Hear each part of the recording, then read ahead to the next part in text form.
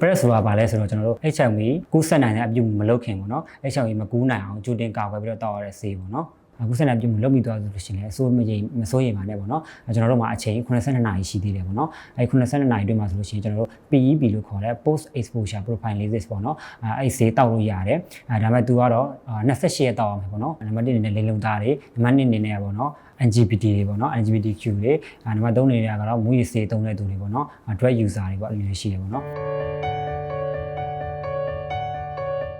မင်္ဂလာပါကျွန်တော်ကဟိလင်းအောင်ပါကျွန်တော်ကတော့ကျမရေးမှုတရားပေါ့နော်အခုကျွန်တော်ကခုကကြာစစ်မှုတိုက်ဖြတ်ရေးနဲ့လင်္ကာတဆင့်ကူးစက်တဲ့ယောဂတွေကိုကာကွယ်တဲ့နေရာမှာကာကွယ်တဲ့လုပ်ငန်းစဉ်တွေမှာကျွန်တော်လုပ်နေတဲ့သူတရားပေါ့နော်ကျွန်တော်တို့ခုနေ့စဉ်တွေ့နေရတဲ့ကျွန်တော်တို့ဈေးကမ်းမှာရောပေါ့နော်အပြင်ကျွန်တော်တို့အထူးသဖြင့်ကျွန်တော်တို့လူငယ်တွေကြားထဲမှာရောအပြင်ကျွန်တော်တို့တငယ်ချင်းတွေအသီးတွေကြားမှာပေါ့နော်ဟို HIVနေဖြစ်ပွားမှုတွေ HIV positive တွေပေါ့နော်ခဏခဏတွေ့လာရတယ်မြင်လာရတယ်ကြားလာရတယ်ပေါ့နော်သူတို့နိုင်ငံခြားသွားခြင်းတဲ့သူတွေဆိုလို့ရှိရင်လည်းတွေးစစ်လိုက်လို့ရှိရင်HIV positive တွေ့လာတယ်နိုင်ငံခြားမှာလုံးလုံးနေတဲ့သူလို့ရှိရင်လည်းသူတို့တနေ့တစ်ခါပြန်စစ်လိုက်တဲ့အခါမှာဆိုရင် HIV တွေ့လာ positive တွေတွေ့လာတယ်အဲ့ဒါလည်းအဲ့လိုမျိုးဖြစ်လာတယ်ပေါ့နော်အဲ့တော့ကျွန်တော်ကအဓိကကတော့ HIV ကိုပေါ့နော်ကာကွယ်ဘယ်လိုကာကွယ်လို့ရမလဲဘယ်လိုကုသလို့ရမလဲတကယ်လို့ဖြစ်သွားပြီဆိုလို့ရှိရင်လည်းဘယ်လိုကုသလို့ရမလဲပေါ့နော်အဲ့ဒါနဲ့ပတ်သက်ပြီးတော့ကျွန်တော်ကနည်းနည်းလေးပြန်လို့မျှဝေပေးခြင်းပါတယ်အခုအဖြစ်များတာကတော့ကျွန်တော်တို့လူငယ်တွေအဖြစ်များတယ်ပေါ့နော်လူငယ်ကျွန်တော်တို့ဟောပေါ့နော်အသက်အရွယ်ပိုင်းခြားအဖြစ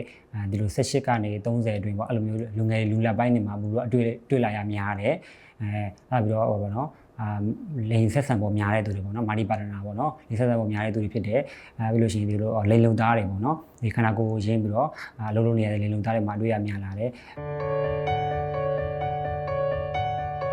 HIV ကကာကွယ်လို့ရလားဆိုတော့ကာကွယ်လို့ရပါတယ်ပေါ့နော်ရတယ်သူကနံပါတ်1အနေနဲ့ကတော့ condoms ပေါ့နော် condom သုံးပြီးတော့ကာကွယ်လို့ရတယ် condoms ကကျတော့တခြားစနစ်တကျတော့သုံးမယ်ဆိုလို့ရှိရင် HIV ကိုမကာဘူးပေါ့နော် STI လို့ခေါ်တဲ့ sexually transmitted infection ပေါ့နော်လိင်ကတစ်ဆင့်ကူးစက်တဲ့ရောဂါတွေပေါ့နော် syphilis တို့ကာလာဘိုးတို့တခြားကနိုတို့မှုဘိုးတို့အသက်ရောက်တော့ဘီဘိုးတို့ပေါ့နော်အဲ့ဒါတွေကိုလည်းသူက condoms ကကာကွယ်ပေးနိုင်တယ်ပေါ့နော်နံပါတ်2အနေနဲ့ပြောရမယ်ဆိုတော့ကျွန်တော်တို့ PIP PrEP လို့ခေါ်ပါတော့pre exposure prophylaxis ပေါ့နော်press ဆိုတာဗာလဲဆိုတော့ကျွန်တော်တို့ HIV ကူးစက်နိုင်တဲ့အပြုမလုပ်ခင်ပေါ့နော် HIV မကူးနိုင်အောင်ကြိုတင်ကာကွယ်ပြီးတော့တောက်ရတဲ့ဆေးပေါ့နော်ပေါ့ press ကိုသေချာစနစ်တကျတောက်မယ်ဆိုလို့ရှိရင်ပေါ့နော်ကျွန်တော်လိင်ဆက်ဆံခြင်းကနေပြီးတော့ HIV ကိုမကူးအောင်ပေါ့နော်ကာကွယ်တဲ့နေရာမှာသူက69%ကိုထိရောက်မှုရှိတယ်ဘယ်လိုလူတွေက press တောက်လို့ရလဲဆိုလို့ရှိရင်ပေါ့နော်HIV စစ်ပြီးတော့ HIV မရှိတဲ့သူတွေနောက်တစ်ခုကကျတော့ပေါ့နော်ဒီလွန်ခဲ့တဲ့3လအတွင်းကပေါ့နော်အဲ့လိုကူးစက်နိုင်တဲ့အပြုမလုပ်ထားတဲ့သူပေါ့နော်အဲ့တောက်လို့ရတယ်အဲ့ပြီးတော့သူက product ကိုစနစ်တကျသေချာတောက်တဲ့သူပေါ့နော်သေချာတောက်ချင်တဲ့သူတောက်လို့ရတယ်နောက်တစ်ခုကပေါ့နော်သူက product တောက်ပြီဆိုတော့ကျွန်တော်တို့သွေးတော့ပုံမှန်စစ်ရမှာပေါ့နော်အဲ့တော့သွေးပုံမှန်စစ်နိုင်တဲ့သူတွေတောက်လို့ရတယ်ဟုတ်ဘယ်လိုတောက်ရလဲဆိုတော့ product ကပေါ့နော်ကူးစက်နိုင်တဲ့အပြုမလုပ်ခင်ပေါ့နော်2နာရီကိုနှလုံးကြိုတောက်လို့ရတယ်ဒါမှမဟုတ်ဆိုလို့ရှိရင်လည်းတစ်ရက်တစ်လုံးနဲ့2ရက်ကြိုပြီးတော့တောက်လို့ရတယ်အဲ့ပြီးတော့ကူးစက်နိုင်တဲ့အပြုလုပ်နေစဉ်အတွင်းမှာလည်းတစ်ရက်တစ်လုံးပုံမှန်တောက်သွားရမယ်ပေါ့နော်အဲ့ပြီးတော့နောက်ဆုံးကူးစက်တဲ့အပြုမလုပ်တော့တဲ့နေ့ကနေစပြီးတော့နောက်ရက်2ရက်ကိုမှတစ်ရက်တစ်လုံးနဲ့2ရက်ဆက်တောက်အောင်ပဲပေါ့PrEP ကတော့အဲ့ဟောပေါ့ sexually transmitted disease တွေပေါ့နော်လိင်ကတစ်ဆင့်ကူးစက်တဲ့ရောဂါတွေကိုဟိုတော့မကာကွယ်ပေးနိုင်ဘူးပေါ့နော်သူကတော့ HIV တစ်မျိုးပဲကာကွယ်ပေးပါတယ်ဟုတ် PrEP ကအချိန်မှန်တောက်ဖို့လိုတယ်ပေါ့နော်စနစ်ကြတောက်ဖို့လိုတယ်ကျွန်တော်တို့က PrEP ကတစ်လုံးတောက်ပြီဆိုလို့ရှိရင်သူက24 hour ပေါ့နော်24နာရီပဲကာကွယ်ပေးနိုင်တယ်အဲ့တော့ကျတော့ဒီည9နာရီတောက်တယ်ဆိုလို့ရှိရင်နောက်ည9နာရီမှာပြန်တောက်အောင်ပဲတကယ်လို့နောက်ကျတာဖြစ်သွားမယ်ဆိုလို့ရှိရင်အဲ့ဒီအတွင်းမှာကူးစက်နိုင်ပြုလုပ်မယ်ဆိုလို့ရှိရင်သူကကာကွယ်ပေးနိုင်မှာမဟုတ်ဘူးလူတယောက်မှာ HIV ရှိမရှိရတော့ကျွန်တော်တို့ကြည့်ုံနဲ့မသိနိုင်ဘူးပေါ့နော်အဲ့တော့ဘာလို့သိနိုင်လဲလို့ရှိရင်သူစစ်ကြည့်မှာပဲသိနိုင်မှာပေါ့နော်ဘယ်လိုတွေမှာပို့စစ်တင်တယ်ဆိုလို့ရှိရင်ရှင်းမှာကျွန်တော်ပြောခဲ့သလိုပဲလိန်လုံသားတွေပေါ့နော်လိန်လုံသားတွေစစ်တင်တယ်နောက်တစ်ခုကလိန်ဆက်ဆက်ပေါ်များတဲ့သူတွေပေါ့နော်မာနီပါရနာဖြစ်တဲ့သူတွေစစ်တင်တယ်နောက်တစ်ခုကကျတော့မွေးစေးသုံးဆွဲတဲ့သူတွေပေါ့နော်မွေးစေးသုံးတဲ့သူတွေစစ်တင်တယ်လိန်ဆက်ဆက်ပေါ်များရဲဆိုတာမှဆိုလို့ရှိရင်အခုနောက်ပိုင်းမှာဆိုလို့ရှိရင်ကျွန်တော်တို့ဘောနော်လူငယ်တွေတော်တော်များများကနိုင်လိုက်တွေသွားပြီးတော့အဲ့လိုမျိုးသွားတဲ့သူတွေဆိုလို့ရှိရင်ဒါပုံမှန်3လတစ်ခါဒါမှမဟုတ်လို့ရှိရင်6လတစ်ခါတော့ပုံမှန်စစ်တင်တယ်ကိုသိတယ်ပေါ့နော်ဟို PrEP ကပေါ့နော်အခုတော်တော်များများနေရာတွေမှာတော့ထုတ်လို့ရတယ်သွေးစစ်တာတွေကလည်းသွေးစစ်လို့ရတယ်ပေါ့နော်သွေးစစ်လို့ရတဲ့နေရာတွေကဒီမှာဆိုလို့ရှိရင်နိုင်ငံမှာဆိုလို့ရှိရင်top center လို့ရှိတယ်ပြလို့ရှိရင်ဟို medical action မြန်မာ MAN လို့ရှိတယ်တခြားပါ PG ခင်တို့NGO အဖွဲ့အစည်းတွေပေါ်တော်တော်များများမှာသူအလကားစစ်လို့ရတယ်နောက်တစ်ခုကကိုယ့်ရဲ့ပေါ့နော်privacy ပေါ့နော်ကိုယ့်ရဲ့အတွင်းရေးတွေကိုတခြားပေါက်ကြားတော့မှာပါညာလဲလုံးဝစိတ်ပူစရာမလိုဘူးစိုးရိမ်စရာမလိုဘူးသူတို့ကကိုယ့်ရဲ့အတွင်းရေးကိုတခြားထိမ့်သိမ်းထားပေးတယ်ပေါ့နော် confidential အတွက်လည်းစိုးရိမ်စရာမရှိပါဘူးဗျာဟုတ်ကဲ့ အခုနောက်ပိုင်းမှာဆိုလို့ရှိရင်ကျွန်တော်မြန်မာနိုင်ငံမှာပေါ့နော်အဖြစ်များဆုံးအုပ်စုဝင်ဆိုပြီးတော့ပေါ့နော်ဥတီအုပ်စုဝင်3ခုရှိလာတယ်ပေါ့နော်အဲ့မှာကနံပါတ်1အနေနဲ့လိမ်လုံသားတွေနံပါတ်2အနေနဲ့ပေါ့နော်ဟောတော့ LGBT တွေပေါ့နော် LGBTQ တွေနံပါတ်3အနေနဲ့ကတော့မူရည်စေသုံးတဲ့သူတွေပေါ့နော် drug user တွေပေါ့အဲ့လိုမျိုးရှိတယ်ပေါ့နော်အဲ့တော့1နဲ့2ကတော့ကျွန်တော်တို့ multi partner ပေါ့နော်ခုခေတ်မှာပေါ့နော် social media ခေတ်ဆိုတော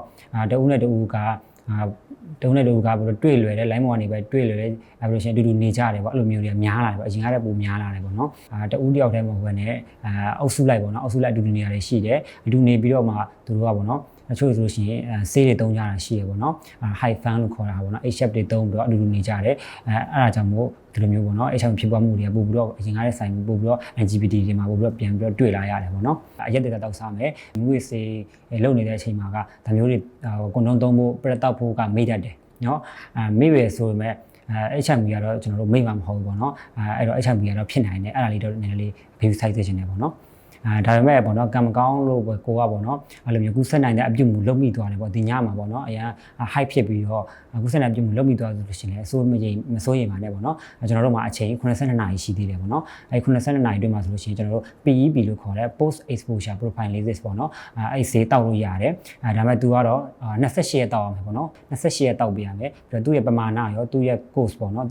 28ရက်ကိုပြည့်အောင်တောက်ပြီးတော့လိုတယ်ပေါ့အကယ်၍ပေါ့နော်ကျွန်တော်တို့ PEP လည်းမတောက်လိုက်ရဘူးเนาะအခက်မသိမနဲ့positive ပေါက်သွားတယ်ဆို positive ထွက်သွားတယ်ဆိုလို့ရှိရင်လည်းစိုးရိမ်တယ်မလိုပါဘူးဘာလို့လဲဆိုကျွန်တော်တို့အခုခေတ်မှာဆေးဝါးတွေအများကြီးပေါ်နေတယ်အခုကပေါ့နော်ဒီမြန်မာနိုင်ငံမှာဆိုလည်းanti retroviral therapy လို့ခေါ်တဲ့ ART ဆေးတွေပေါ့နော်ပေါ်များထုတ်လို့ရနေတယ်ပေါ့နော်အဲ့ဒါတွေနဲ့ကျွန်တော်တို့ဘဝတက်တန်းတစ်လျှောက်ကိုပေါ့နော်ရွှေရွှေနဲ့နေသွားလို့ရတယ်အခုပေါ့နော်ကျွန်တော်တို့လက်ရှိတွေ့နေရတဲ့လူတွေထဲမှာပေါ့နော် HIV တွေ့ရတဲ့အများတဲ့ပေါ့နော်ဥဒုံအုပ်စုဝင်3မျိုးပေါ့နော်ရှေ့မှာကျွန်တော်ပြောခဲ့သလိုပဲလိန်လုံသားတွေပေါ့နော်နောက်ပြီးလို့ရှိရင်ဒီ LGBT တွေပေါ့နော်နောက်တစ်ခုကdrug user တွေပေါ့နော်ဆေးသုံးတဲ့သူတွေနောက်အလိန်ဆက်ဆက်ပေါ်များတဲ့သူတွေပေါ့နော်အဲ့ဒီလူတွေကသွေးကိုပေါ့နော်3လဒါမှမဟုတ်လို့ရှိရင်6လတစ်ခါပုံမှန်เนาะစစ်ပေးဖို့လိုတယ်စစ်ပေးကြပါလို့တိုက်တွန်းခြင်းနေပဲเนาะစစ်ရမှာလည်းမကြောက်ပါနဲ့ကျွန်တော်အသည့်ထဲမှာဆိုလို့ရှိရင်တယောက်ရှိတယ်ပေါ့နော်သူကအဲ့လိုမျိုးကူးဆက်နိုင်တဲ့အပြုတ်မှုတစ်ခုလုံမိလိုက်တယ်ပေါ့နော်အဲ့တော့သူစစ်ရမှာအရန်ကြောက်နေတယ်အဲ့တော့ဘာပဲလဲဆိုလို့ရှိရင်သူကနေမကောင်းဖြစ်တယ်ဆိုရင်တော့သူအဲ့ဒါရှိနေတယ်လို့ထင်တယ်အဲ့ဒါတခုအစားတစ်ခုမှလို့ one shot 1ပြက်ဖြစ်နေတာမှာသူ့မှာဒီယောဂရှိနေတယ်လို့ထင်တယ်ပေါ့နော်အဲ့စိတ်ကြီးနဲ့ပဲသူ2လ3လနေတယ်ကျွန်တော်ကခဏပြောတယ်သွားစစ်လိုက်ပါမဖြစ်ဘူးလို့ခဏပြောတယ်နောက်ဆုံးကြတော့သူကတွားတော့စစ်လိုက်တယ်အဲ့မှာဖြစ်လဲဆိုရင်အဖြေကကောင်းတယ်ပေါ့နော်အဖြေက negative ထွက်တယ် negative ဖြစ်တယ်သူအဲ့မှာရမ်းပျော်ရွှင်ပြီးတော့စိတ်ချမ်းသာသွားရတယ်အဲ့တော့ကျတော့ကို့မှာပေါ့နော်အဲ့လိုကူးစက်မှုနိုင်တဲ့အပြုတ်မှုလုပ်ပြီးသွားပြီဆိုတာနဲ့3လပြီး6လ3လတစ်ခါ6လတစ်ခါတော့စစ်ပေးဖို့လိုတယ်ကြောက်လဲမကြောက်နေပါနဲ့ကြောက်စရာလည်းမလိုပါဘူးလို့เนาะတကယ်လို့များပေါ့เนาะကျွန်တော်တို့ကအဲ့လိုမျိုးအခက်မသိလို့ positive ထွက်သွားပြီဆိုလို့ရှိရင်လည်းအခုခေတ်မှာဆေးဝါးတွေကအရင်ကိုကောင်းလာတယ်ပေါ့နော်ကောင်းလာတယ်ဆိုတော့တောက်ဆေးရတောက်လို့ရတယ်တချို့ဒီမှာဆိုလို့ရှိရင်ထိုးသေးတောင်ရှိနေပြီလို့ပြောတယ်ပေါ့နော်ကျွန်တော်တို့ LGBT ညီကိုမောင်နှမတွေကိုလည်းဒီလိုကူးစက်နိုင်တဲ့အပြုတ်မှုရှိတယ်ဆိုလို့ရှိရင်3လတစ်ခါ6လတစ်ခါသွေးလေးစစ်ပေးဖို့ကျွန်တော်တိုက်တွန်းချင်တယ်เนาะတချို့ဆိုလို့ရှိရင်အဲ့လိုမျိုးပေါ့နော်လိမ့်ဆက်ဆက်ပေါ်များတဲ့သူတွေရှိရပေါ့နော်ကိုတော့တည်တာပေါ့နော်အဲ့တော့ကိုတည်ရဆိုလို့ရှိရင်သွေးသွားစစ်ဖို့မကြောက်ပါနဲ့3လတစ်ခါ6လတစ်ခါတော့သွေးစစ်ပေးကြပါနော်နောက်ပြီးလို့ရှိရင်ရှင်းမပြောခဲ့သလိုပဲကာကွယ်လို့ရမယ့်နည်းလမ်းတွေလည်းရှိတယ်ကုသလို့ရမယ့်နည်းလမ်းတွေလည်းဒီမှာခုမှမြန်မာနိုင်ငံမှာရှိနေပြီဆိုတော့သွေးစစ်ဖို့မကြောက်ကြပါနဲ့နော်သွေးပုံမှန်လည်းစစ်မယ်ပြီးကြလို့ရှိရင်ပေါ့နော်ကွန်ဒုံလည်းတခြားသုံးမယ်ပြက်လည်းတောက်ထားမယ်ဆိုလို့ရှိရင်ပေါ့နော်အဲ့လိုမျိုးကိုတိုင်းသားမကပါနော်ကိုရဲ့ချစ်ရတဲ့သူတွေကိုရဲ့ပါတနာတွေကိုလည်းဒီလိုHIV မဖြစ်အောင်ကာကွယ်ပေးနိုင်မယ်ဈေးတခြားတောက်မယ်ဆိုလို့ရှိရင်ကျွန်တော်တို့ရှေ့မှာပြောခဲ့သလိုပဲ HIV ပိုးကနေပြီးတော့ AIDS ရဲ့အဆင့်ကိုရောက်တော့မှာမဟုတ်ဘူးအဲ့တော့ဘယ်လိုတခြားကောင်းလဲဆိုလို့ရှိရင်ကျွန်တော်တို့ U equal to U ဆိုတဲ့အခြေအနေရောက်တော့မယ်ပေါ့နော်အဲ့တော့ဈေးတခြားတောက်ပြီးတော့ကွန်ဒုံတခြားသုံးမယ်ဆိုရင်ပေါ့နော်HIV ဖြစ်သွားရဲဆိုရင်တော့ကိုပြီးတော့တခြားသူတွေရော